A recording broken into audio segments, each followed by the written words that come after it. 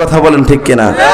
অনেকেই বলবেন হুজুর আমরা তো মানুষ কম, বদরের যুদ্ধে আমাদের মানুষ কম ছিল, কথা বলেন ঠিক কিনা?